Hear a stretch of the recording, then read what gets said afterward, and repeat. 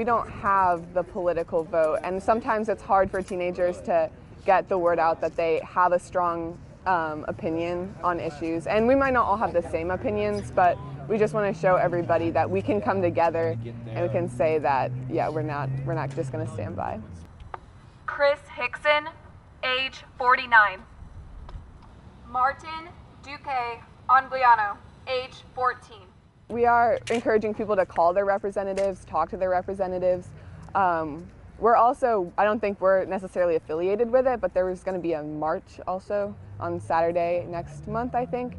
And yeah, we're also just encouraging seniors to get registered to vote. We've been having tables at the lunchroom so that we can try and get as many seniors as possible to vote in the next elections.